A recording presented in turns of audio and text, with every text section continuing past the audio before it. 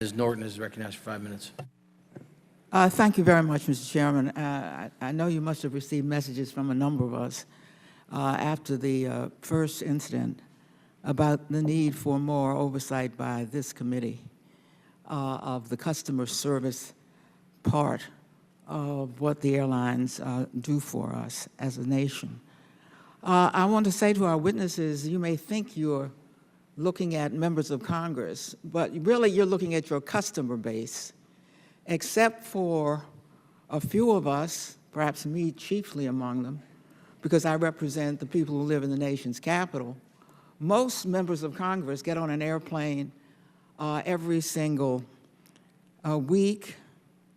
Frequent flyers who do weekly monitoring. I can't imagine why we haven't had a hearing like this based on what my colleagues have go through. Now, when it comes to business in the United States, I expect and have seen competition solve most of our problems. But essentially, you represent 4 regional monopolies. So you've been able to do anything you want to do. Add-on fees, basic services that we take for granted. It's as if you have to tip a corporation to get a business to do what they used to do for free as a courtesy. So over time, we do have such hearings as this, and people come up with notions, well, we ought to have a passenger bill of rights or whatever. Mr.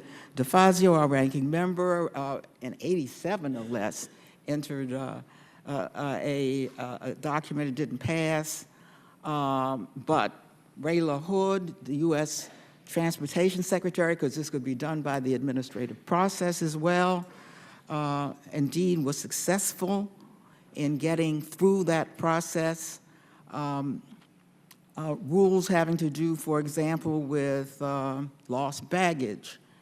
So what we have here essentially are a passenger's bill of rights. Each of you have a contract. We've learned that you can find out what it is if you go on the website, or if you can look at the tens and tens of pages.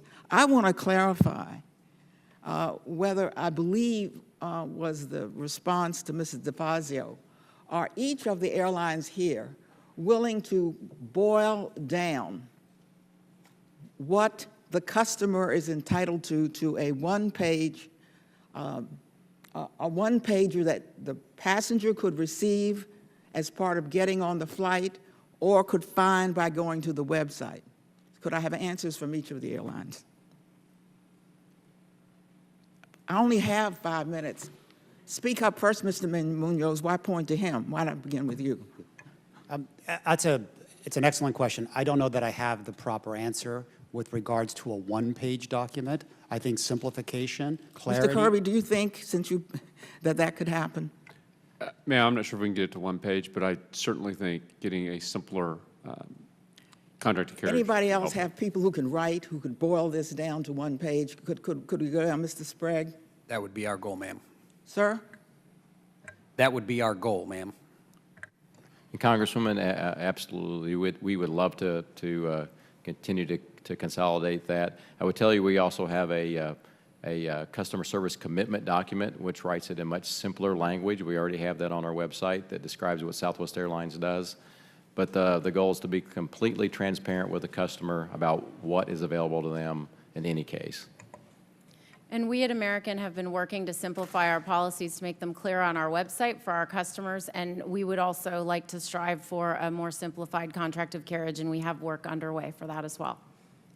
I think we're going to hold you all accountable for that and see who's best at doing something that you may have learned to do in college if you had good writing instruction. Mr. Jordan, do I understand that Southwest Airlines, because this is my favorite way to do things in our country, has found that using incentives, you can indeed solve problems that are otherwise solved by remedies such as overbooking?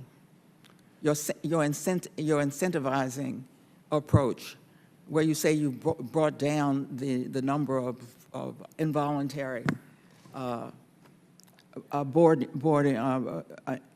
involuntaries where boarding does not occur. Yes, ma'am. Our goal, again, is with this change in not overbooking as part of the selling process. What was the incentive that was most important? The incentive was to eliminate this problem for our customers and to some extent for our No, employees. that you gave so that you did not have to overbook. Well, To the customer, so you didn't have to overbook. Well, actually, it's on the airline side. We've had better technology, those things that allows us to eliminate this process because of the value to the airline has simply gone down very, very much. But it would be our incentive to have involuntary denied boardings in particular be very, very rare. And it's also our incentive, and we do this every day, to make sure that our employees are completely empowered to do what is right, involuntary denied boarding or voluntary denied boarding, to do what is right for our customers in the moment so that we don't have incidents that we shouldn't. Thank the gentleman. And I would just point out,